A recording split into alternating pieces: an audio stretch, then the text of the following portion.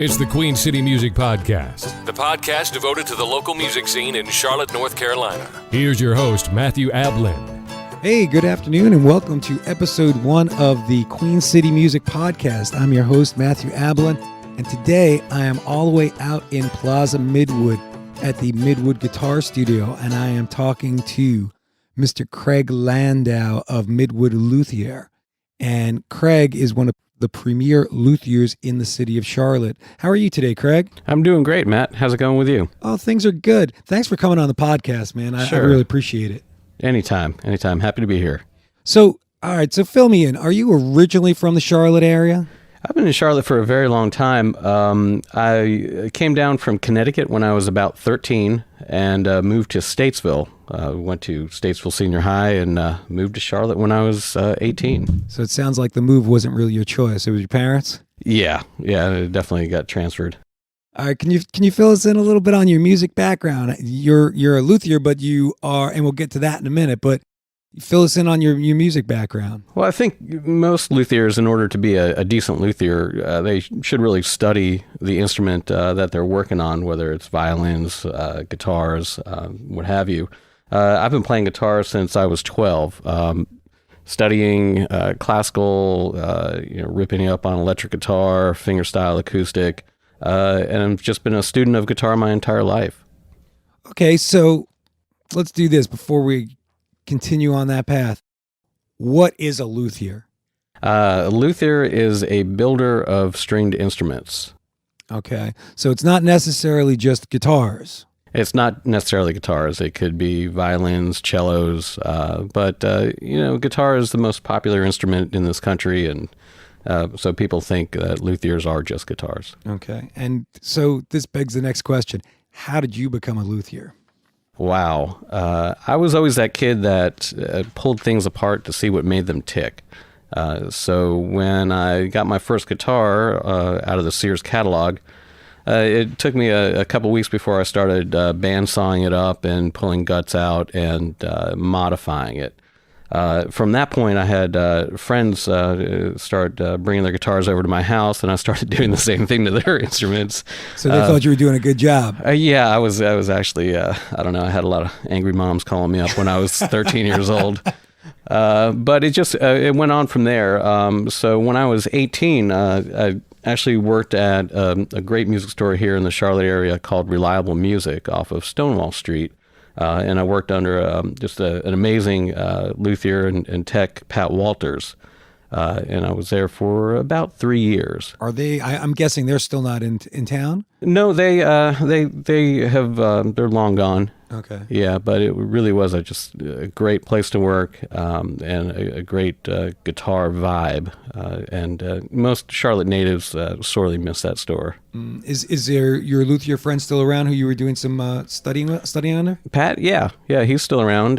He's still doing some guitar work, but he also plays with the Sponge Tones. Oh, okay, all right. Yep. He plays. Is that Steve Stokel's band? Well, yeah, Steve Stokel plays in that band as well. Well, I just know it from Steve because he's a guy. If you are in the Charlotte area and you're a musician, Steve does a lot of repairs on amplifiers and electronic instruments. Absolutely. And that's how I know the Sponge Tones from Steve. From Steve, yeah. Yes, and yes. Pat is a fantastic guitar player as well. I mean, he's an amazing. He's taught me a lot about working on guitars and a lot about playing guitars and kind of helped direct me to where I am now. All right.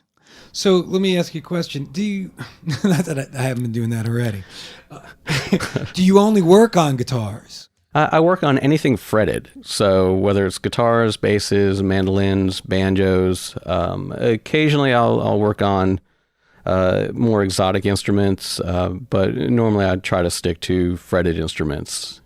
How long have you been at it, like professionally? I'm not saying by the time you got out of high school and started messing with now you're stuff. going to make me look old. I'm getting there too. This is my 30th year doing this professionally.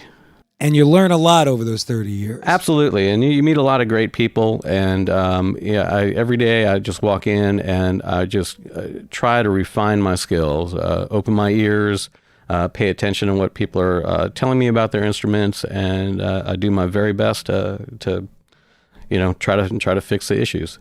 All right. So the question I have in mind is, how has things changed in the craft since you started? Because I've seen pictures from when I was a kid, some 30 years ago, and repairing was not as much of as an art as today. I've shipped a guitar to California to get refinished, or I've had you do it, or some repairs over the time that I've been a guitar player myself. And I notice a difference in the craftsmanship. Sure. There have always been great craftsmen out there, but with the popularity of guitar, exploding, more and more people want to work in the field. So there are more and more luthiers out there.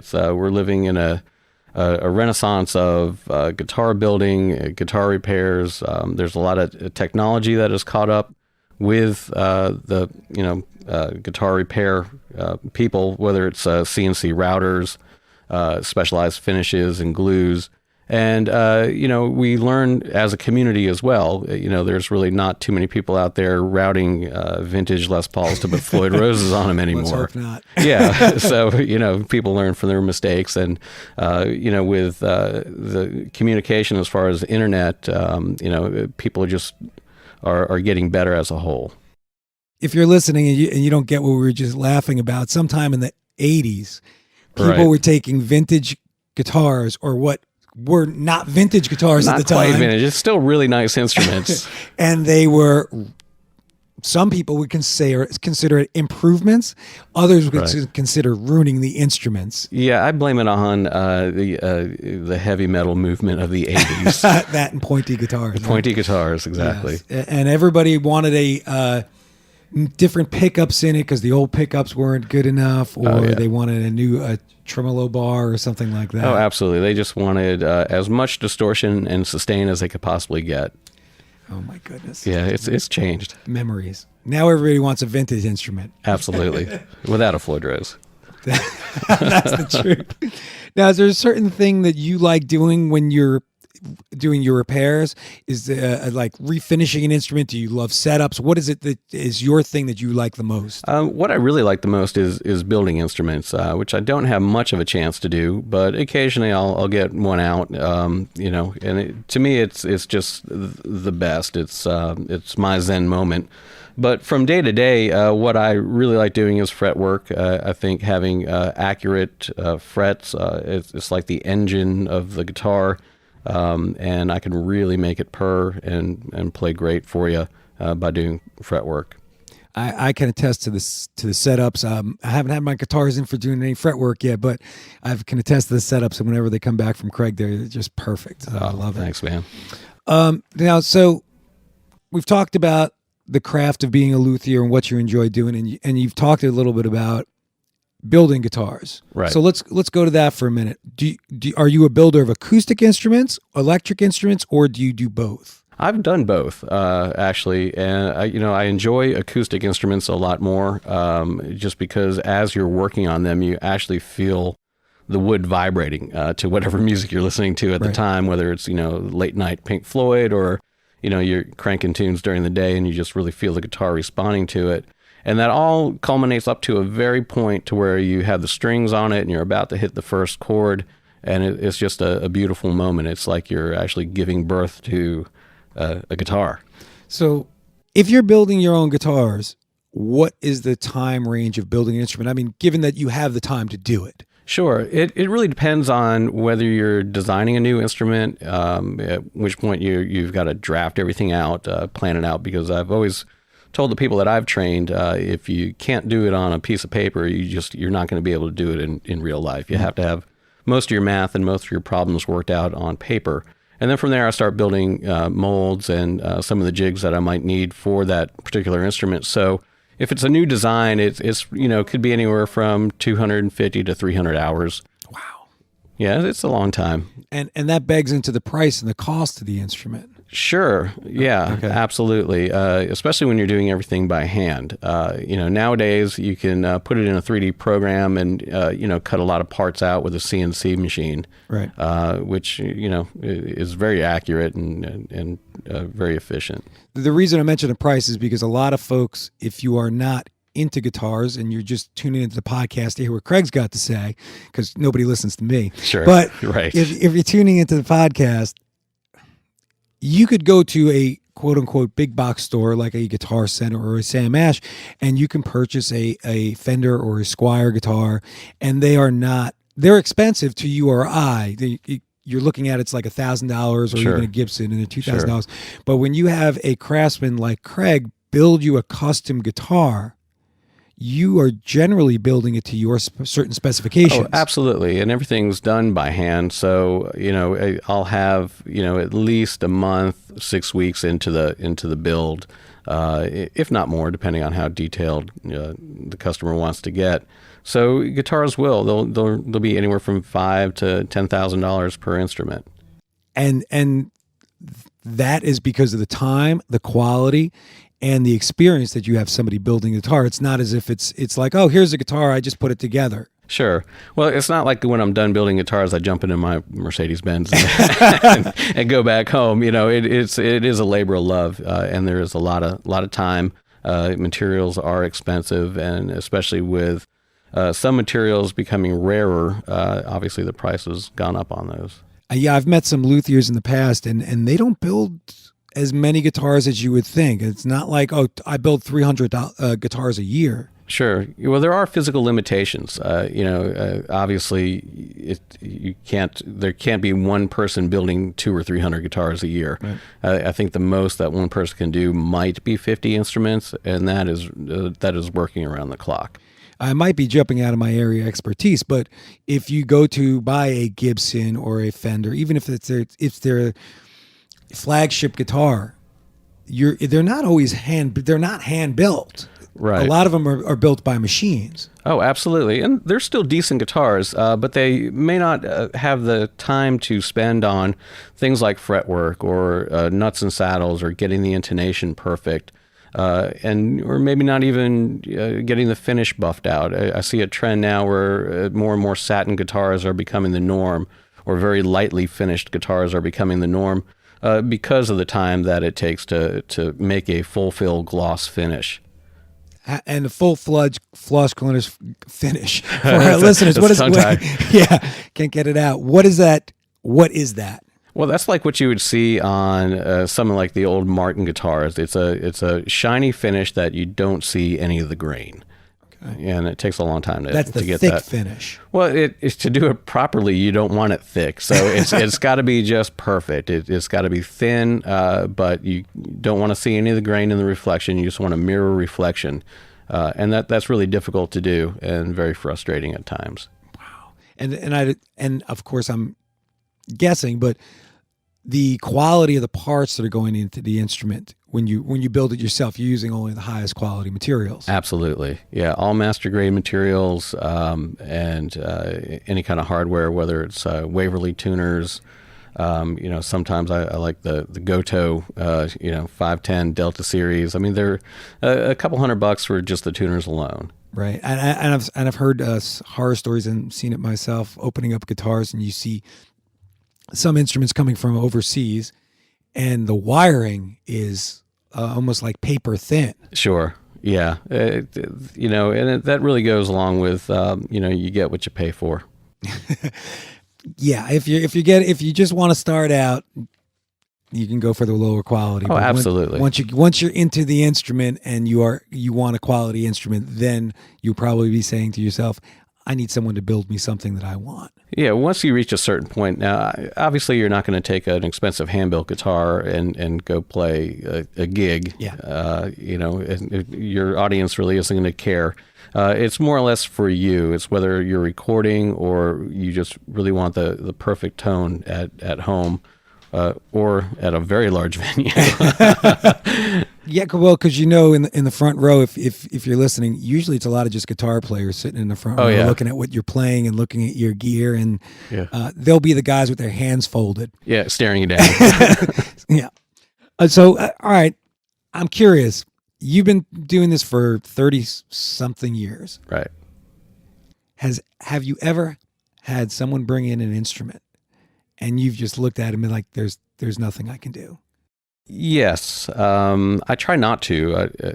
There's sometimes where there's a point financially that you wouldn't want to put something into a guitar or pay for my time to try to resurrect it. I've had a rash of guys like yourself who accidentally run their guitars over, and you may ask, well, I've never done that. How does that even happen? Well, it usually involves a minivan and being late for a gig and putting your guitar behind your minivan and running into the house because you forgot something and then coming back and backing over your instrument.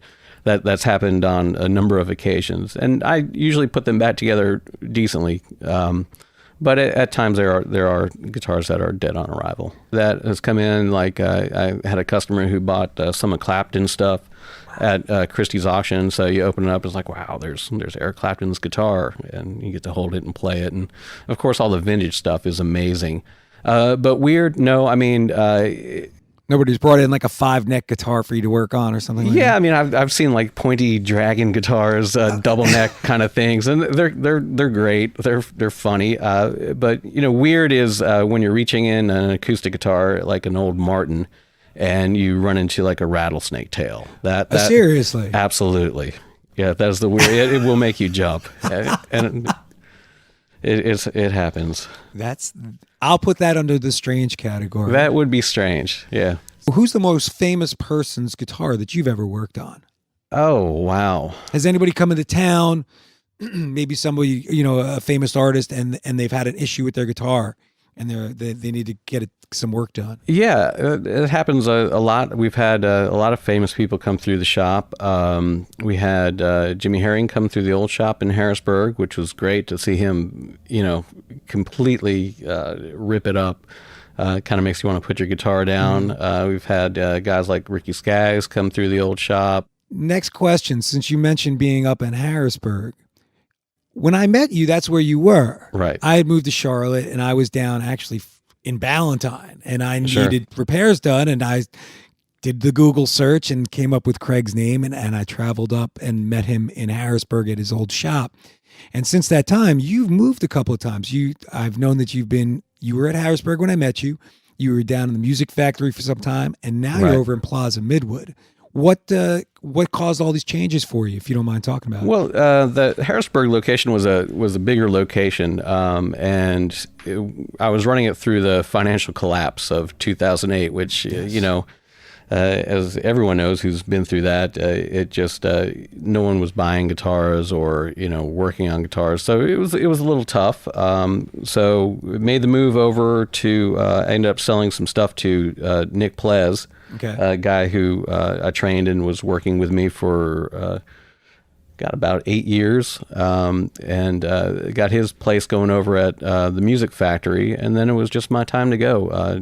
Dan and Douglas hit me up about this place, and it's a gorgeous place. They made a great looking shop for me, and it just feels like home to me right here. Yeah, this is a beautiful shop. If you haven't come down to Plaza Midwood, and even if you're not a guitar player, come into the shop because it's just a beautiful setup that Doug has going on here. Yeah, he really did a fantastic job, and I'm proud to be a part of it. So how busy are you down here? It's insane. It is insane. It's always been a very busy job, 7 days a week. I work late into the night. It's at least anywhere from 60 to 80 hours a week. Doing this, and I'm always staring down 80 to 100 guitars to work on it at one time. So yeah, it's good. I'm flattered to have that amount of work, and it's great to see people that I've seen for so many years come to me. I'm thankful for it. Well, it's good to be busy. I mean, you don't want to not be busy, right? Oh yeah, that's twiddling thumbs is not an option. So in Charlotte, is there a large Luthier community? There is. It has gotten bigger as I've been doing it. Of course, some folks have retired or passed on, and some new ones have come up. But there is a pretty good community. I'd say there's roughly about 6 people that I would trust my instruments to. Nick would be one of them. Kevin Marshall at Smiling Moon. Pat Walters. I think Carl McIntyre is still doing some work around town.